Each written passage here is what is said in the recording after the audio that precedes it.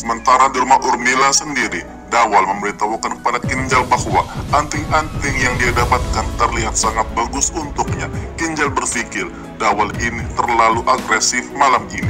Kinjal pun kemudian memberitahukan kepada Dawal bahwa dia akan tidur di kamar Urmila karena Jitu sedang tidak ada di rumah. Dawal pun kemudian memberitahukan kepadanya bahwa Urmila sudah tidur, jangan ganggu dia. Tapi di sana Kinjal tetap masuk dan memaksa untuk tidur di kamar Urmila. Di rumah Modi sendiri, Urmila akhirnya mengambil kembali petinya dan kemudian menutup pintu kamar Kokila. Ketika itu Urmila hendak mengambil peti harta karun tersebut keluar rumah, tapi dia menyadari bahwa Rasi hilang entah kemana, dan kemudian pada akhirnya Urmila pun malah melihat Rasi sedang tertidur di sofa. Urmila pun kemudian membangunkan Rasi dan kemudian Rasi menuntut untuk mengetahui langkah selanjutnya apa. Urmila pun akhirnya mengatakan padanya mereka akan mengambil petinya, isinya dikeluarkan lalu mengosongkan petinya dan kemudian mengembalikan kembali peti tersebut ke kamar Nani. Urmila pun kemudian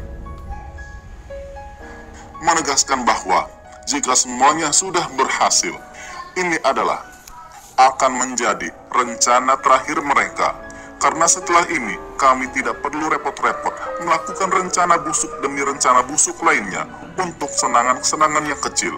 Rasi pun tampak di sana mempertanyakan beberapa barang yang ada di peti tersebut akan menjadi milikku atau menjadi milikmu. Urmila kemudian menyuruhnya berhenti mengoceh dan kemudian mengatakan bahwa kita akan membicarakannya nanti. Ketika itu, waktu sudah menunjukkan pukul 1:20 pagi dan Gopi pun tampak tidak bisa tidur. Dia masih memikirkan tentang bagaimana Ahem yang menyukai empleng terigu buatannya. Pada akhirnya, karena dia tidak bisa tidur, Gopi pun memutuskan untuk bangun dan akan minum air. Ahem sendiri sedang tidur di tempat tidurnya dengan arsip di sekelilingnya, bahkan ada Faid di dalam pelukannya. Sementara Urmila dan Rasi sendiri mulai membawa peti harta karun milik Nani keluar. Mereka pun kemudian membuat suara keras dan Gopi mendengarkan hal tersebut. Dia pun kemudian mencoba untuk membangunkan Ahem, tapi Ahem tidak bangun-bangun. Gopi pun kemudian memutuskan untuk melihat apa yang terjadi. Urmila pun kemudian menyadari Gopi telah datang ke sana dan terkejut. Dia pun tidak sengaja menjatuhkan dompetnya di halaman luar tersebut. Gopi tampak sedang berjalan di sekitar rumah dan memperhatikan bahwa kuncinya masih menempel di pintu. Sementara Rasi dan Urmila sendiri berada di dekat kuil dan bersembunyi di balik pilar. Gopi pun mendekati kuil tersebut dan lihat bahwa ayunannya bergerak sendiri, tapi dia tidak menemukan ada orang di sana. Gopi pun malah tidak menemukan dompet milik Urmila yang tergeletak di sana. Pada akhirnya, menyadari tidak ada orang di sana, Gopi pun kembali ke kamarnya, sementara Rasi sendiri dan juga Urmila sangat senang karena rencana mereka berhasil. Urmila mengatakan bahwa Rasi, ada gunanya juga kamu pernah menjadi menantu yang bertanggung jawab atas rumah ini, sehingga kamu mempunyai kunci duplikat rumah ini.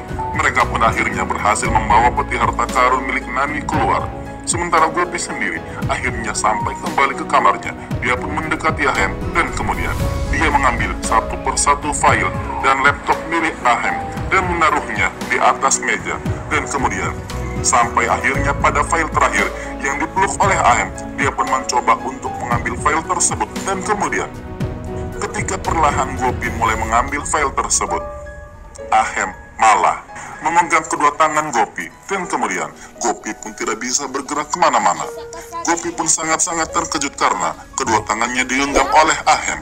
Bagaimana sahabat YouTube, semakin seru aja kan kisahnya? Jangan lupa saksikan episode berikutnya besok ya di Sinopsis Official Channel. Demikianlah cerita singkat film India Gopi episode 90.